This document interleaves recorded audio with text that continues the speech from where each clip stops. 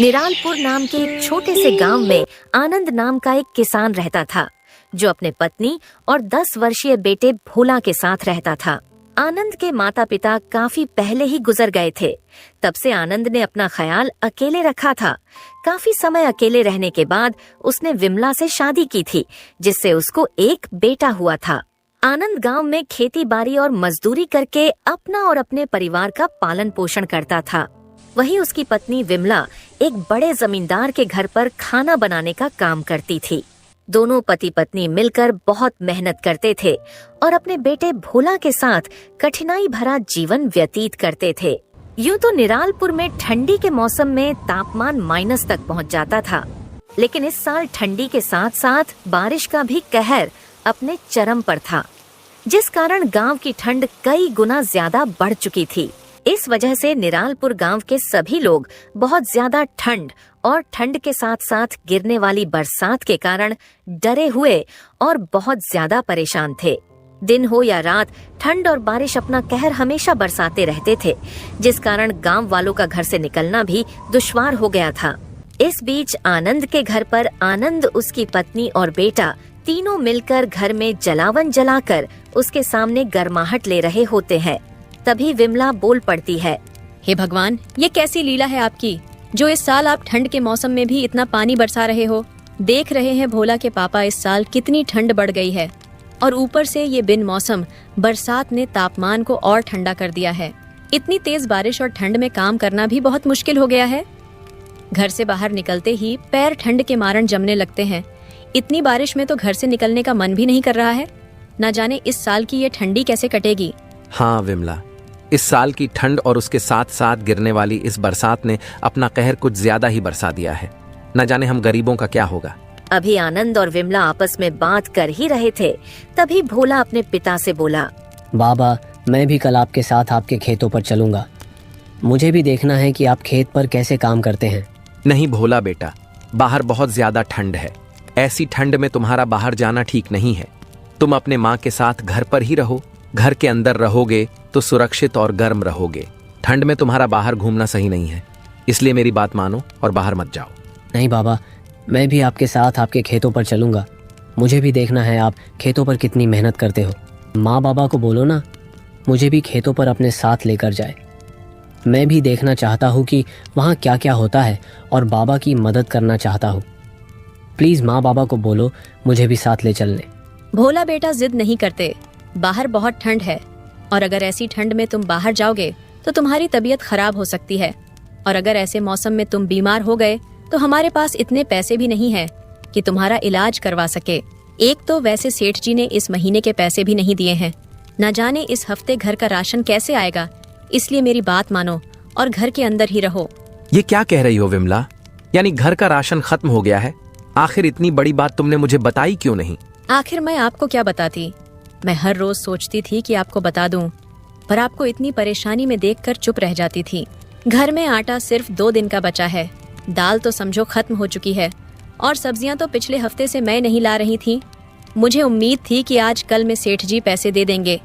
इसी आस में मैं चुप थी, परंतु उन्होंने भी अब तक पैसे नहीं दिए हैं। अरे ये तो बहुत बुरा हुआ। अगर कल तक पैसे नहीं मिले तो हम खाएंगे क्या?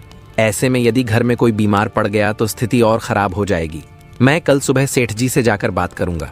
आनंद की चिंता बढ़ती जा रही थी। ठंड और बारिश ने पहले ही हालात मुश्किल कर दिए थे, और अब घर का राशन खत्म होने की बात ने उसे और बेचैन कर दिया। वह विमला और भोला की तरफ देखता है, मानो वो उनसे कुछ कहना चाह रहा हो, लेकिन शब्द नहीं निकलते। तभी पास बैठे भोला ने बड़े मासूमियत से कहा, बाबा, अगर पैसे नहीं है तो हम खेत से कुछ ला सकते हैं ना। जैसे पिछली बार आप गेहूं लाए थे और उन्हें पीस कर उनसे रोटियां बनाई थी, इस बार भी हम ऐसा कर सकते हैं ना। बेटा, वो गेहूं अब हमारे खेत में नहीं है। उन्हें बेचकर ही तो पिछले साल का कर्ज चुका था। इस बार की फसल तो पूरा बिन मौसम बरसात के कारण खराब हो चुकी है, और अगर ऐसी बारिश होती रही तो कुछ भी नहीं बचेगा खेत में। सुनिए जी, क्यों ना हम सरपंच जी की मदद ले ले। उन्होंने पिछले महीने गांव वालों को राशन बांटने का वादा किया था। हाँ विमला, सरपंच जी से मदद ले सकते हैं। अगर उन्होंने मदद कर दी तो कुछ दिन के राशन का इंतजाम हो सकता है। मैं कल सुबह जैसे ही थोड़ी बारिश खुलेगी तुरंत जाकर सरपंच जी से मिल लूंगा।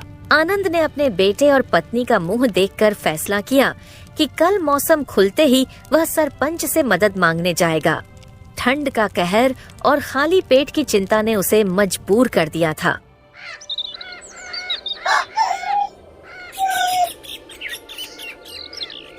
अगली सुबह किस्मत आनंद पर थोड़ी मेहरबान भी हो जाती है और सुबह बरसात कुछ समय के लिए थम जाती है, परंतु पूरा माहौल घने कोहरे से ढका हुआ था। बारिश को थमा देख आनंद सरपंच से मिलने जाने वाला होता है, पर जाने से पहले वो विमला और भोला को घर में रहने को बोलकर सरपंच के घर के लिए निकल जाता है। बाहर का मौसम बहुत ठंडा होता है। घने कोहरे के साथ साथ ठंडी हवाएं बहती रहती है, पर आनंद बिना किसी सोच के सरपंच के घर के लिए चलता रहता है। फिर थोड़ी ही देर में वो सरपंच के घर पहुंच जाता है। सरपंच जी, हमारी हालत बहुत खराब है। घर में राशन खत्म हो गया है। बिन मौसम बरसात के कारण खेत की फसल भी खराब हो गई है। इतनी ठंड की वजह से कहीं कुछ काम भी नहीं मिल रहा है। अगर आप कुछ मदद कर देते तो बहुत अच्छा होता। आनंद, ये मेरी जिम्मेदारी थोड़ी ना है, ये तुम्हारी जिम्मेदारी है। तुम ही समझो। तुम लोगों की आदत हो गई है, जब मन किया तब चले आते हो भीख मांगने, किसी भीख मंगे की तरह। सरपंच जी, ऐसा मत बोलिए। मेरा परिवार 2 दिन से भूखा है। मैं मेहनत से कमाने वाला आदमी हूँ, पर इस बार हालात ने हमें मजबूर कर दिया है। बस कुछ दिन का राशन मिल जाए तो हम संभल जाएंगे। चुप कर, गरीब है तो अपने गरीबी में रहना सीख ले। यहाँ आकर रोने धोने से कुछ नहीं मिलेगा। मेरे पास इतना फालतू समय नहीं है। जा और किसी और से मांगो पैसे। सरपंच की ऐसी बातें सुनकर आनंद का तो दिल ही टूट गया।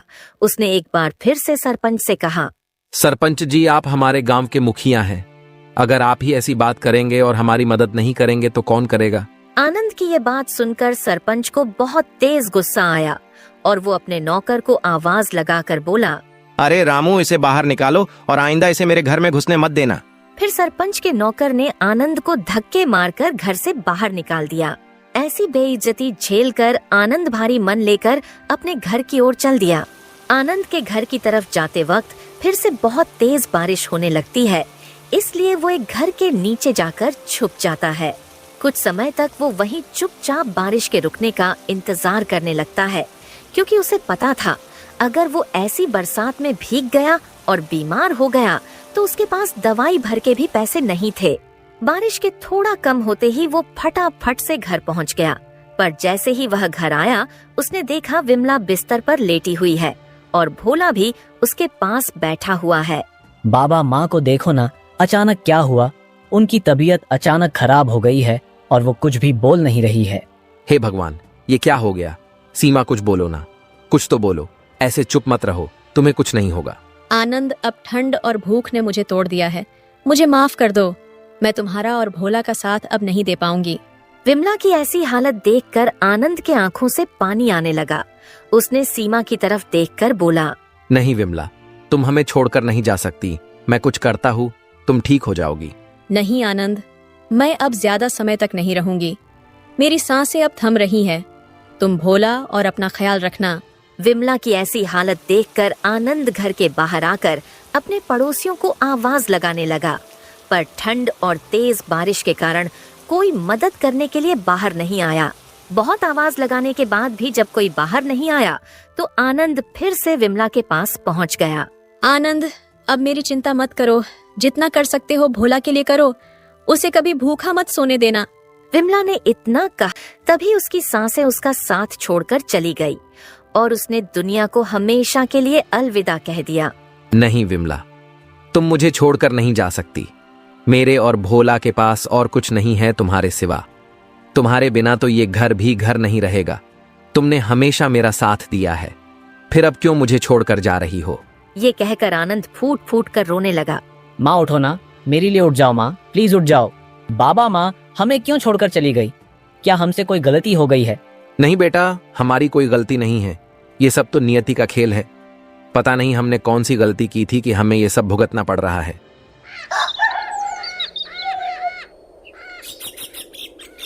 छोटे से घर में अब हर तरफ सन्नाटा था।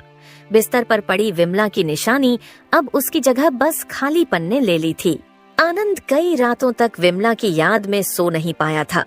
वो बस किसी तरह अपने आप को दिलासा दिया करता था। एक रात जब वो भोला के पास बैठा था, तभी अचानक भोला ने उससे कहा, बाबा माँ हमें छोड़कर क्यों चली गई? क्या हम उन्हें वापस नहीं ला सकते? भोला बेटा, माँ हमें छोड़कर नहीं गई, वो हमें हमेशा ऊपर से देख रही है। लेकिन अब हमें और मेहनत करनी होगी। तुम्हारी माँ चाहती थी कि हम कभी हार ना माने। ये कहते हुए उसकी आंखें फिर भर आईं, पर वो भोला के सामने और रो भी नहीं सकता था, वरना उसे देखकर भोला भी बहुत रोने लगता। इसलिए उसने अपने आप को किसी तरह रोक लिया।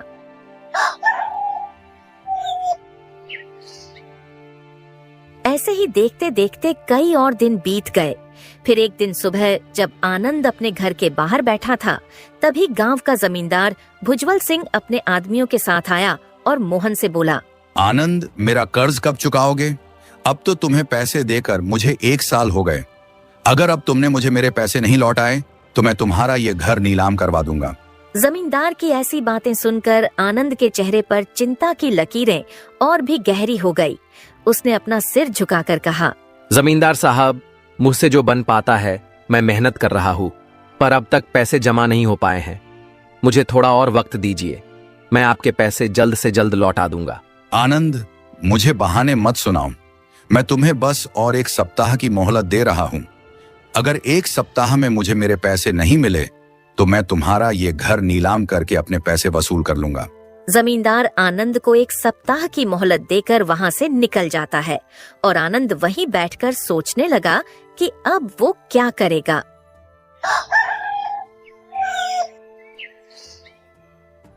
कुछ दिन देखते देखते और गुजर गए और आनंद की चिंता दिन ब दिन और बढ़ती जा रही थी। तभी अचानक एक दिन मोहन का पुराना दोस्त श्याम गांव आया। श्याम और आनंद बचपन के साथी थे, लेकिन कई सालों पहले श्याम रोजगार की तलाश में गांव छोड़कर शहर चला गया था। अब वो काफी पैसे वाला हो गया था। वो गांव में आते ही सबसे पहले अपने दोस्त से मिलने उसके घर पहुंच जाता है। पर जब वो घर पहुंचा तो उसने देखा आनंद बहुत परेशान बैठा है। आनंद भाई, तू इतना परेशान क्यों बैठा है? कुछ हुआ है क्या? श्याम को देखते ही आनंद बहुत खुश होता है और उसे अपने साथ हुए सभी किस्से बता देता है। जमींदार के कर्ज और उसके द्वारा दी गई धमकी को सुनने के बाद श्याम को बहुत गुस्सा आता है और वो इस मामले में आनंद की मदद करने की ठान लेता है। तू चिंता मत कर आनंद, दोस्त की मदद करने के लिए ही दोस्त होता है। ये ले पूरे पैसे और जाकर अपना पूरा कर्ज चुका दे। श्याम से इतनी मदद मिलते देख आनंद की आंखें पूरी तरह पानी से भर जाती हैं और वो श्याम से बोला, भाई, तुमने आज मेरी मदद करके मुझे और मेरे बेटे को एक नई जिंदगी दी है। मैं कभी तुम्हारा ये एहसान नहीं भूल पाऊंगा।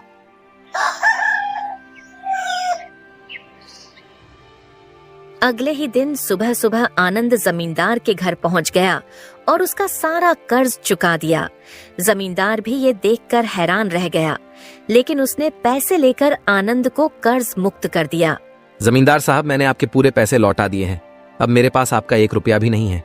वो तो ठीक है, लेकिन एक बात बता, इतने सारे पैसे तेरे पास इतने जल्दी कैसे आ गए? पैसे कहीं से भी आए, लेकिन आपको आपके पैसे मिल गए ना। इतना कहकर आनंद वहां से अपने घर के लिए निकल लिया। आनंद वहां से थोड़ी ही दूरी पर पहुंचा था, तभी उसको रास्ते में एक पुरोहित जी मिले और उन्होंने आनंद को देखते ही कहा, वस्त मैं देख सकता हूँ कि तुम काफी परेशानियों से गुजर रहे हो और तुम्हारी पत्नी भी हाल में ही तुम्हें छोड़कर चली गई है। उसके जाने के बाद तुम्हारा जीवन अधूरा लग रहा है। मैं देख सकता हूँ कि तुमने उसके लिए कितने दुख दर्द सहे हैं। पुरोहित जी की ये सारी बातें सुनकर आनंद बहुत भावुक हो जाता है और उसने पुरोहित जी से कहा, बाबा, मैंने अपने पत्नी को खोकर बहुत कुछ सहा है। काश वो हमको कभी छोड़कर नहीं जाती तो मेरे परिवार कभी अधूरा नहीं होता। मेरा बेटा तो अपनी माँ के बिना टूट सा गया है। काश उससे मैं एक बार मिल पाता। आनंद की सारी बातें सुनकर पुरोहित जी कुछ समय के लिए चुप हो जाते हैं। फिर उन्होंने गहरी सांस ली और अपनी झोली से एक पोटली निकलकर आनंद को दी और बोले, बेटा, ये पोटली अपने पत्नी के किसी भी एक चीज के साथ अपने तकिए के नीचे रखकर सो जाना तुम्हारी पत्नी से तुम्हारी मुलाकात हो जाएगी। पुरोहित जी की सारी बातें सुनकर बहुत खुश हुआ और फिर उसने पुरोहित जी का धन्यवाद करके वहां से चला गया।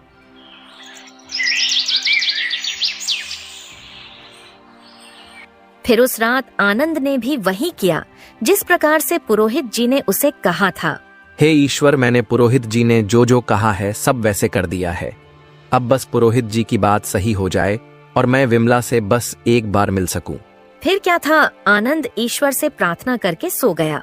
तभी अचानक उसकी पत्नी विमला उसके सामने आ जाती है, जिसे देखकर वो बहुत रोने लगता है और वो उससे खूब सारी बातें करने लगता है। कुछ देर तक ऐसे ही चलता रहता है। आनंद अपने मन की सारी बातें विमला से कर लेता है। तभी अचानक आनंद की आंखें खुल जाती है और वो देखता है उसने विमला से अपने मन की सारी बातें सपने में कर ली है। पर जिस तरह का सपना आनंद ने देखा था वो उससे हकीकत के बराबर लग रहा था, जिस वजह से उसका मन बहुत प्रफुल्लित था। आज कितने दिनों बाद विमला से मिलकर बहुत अच्छा लगा, भले ही सपने में क्यों ना हुई हो।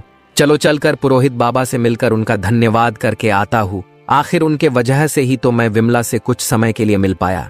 आनंद तुरंत घर के काम करके पुरोहित जी से मिलने निकल पड़ता है, परंतु जब वो वहाँ पहुँचा तो उसे वहाँ वो पुरोहित बाबा नहीं मिले। आनंद चारों ओर पुरोहित जी को ढूंढता रहा, लेकिन वे कहीं भी नहीं मिले। वहाँ के आसपास के लोगों से पूछने पर भी किसी ने उन्हें नहीं देखा था। यह बात आनंद को और चकित कर देती है। ये कैसी लीला है भगवान। मुझे ऐसा लगता है जैसे पुरोहित जी मेरे लिए स्वर्ग से आए थे और मुझे मेरी पत्नी से मिलने का मौका देकर चले गए। आनंद का दिल भर आता है। वह अब अपने जीवन को नई दृष्टि से देखने लगता है। उसने ठान लिया कि वह अपने बेटे भोला के लिए जी जान से मेहनत करेगा और अपनी पत्नी विमला की यादों को हमेशा दिल में संजोए रखेगा। जीवन धीरे धीरे अपनी पटरी पर लौटने लगा। अब ठंड का मौसम भी जाने को था और श्याम के द्वारा दी गई मदद से आनंद ने न केवल जमींदार का कर्ज चुकाया, बल्कि वह अपनी खेती को भी पुनः शुरू कर सका। गांव के अन्य किसान भी अब उसकी स्थिति को देखकर प्रोत्साहित हुए और एकजुट होकर खेती में मदद करने लगे।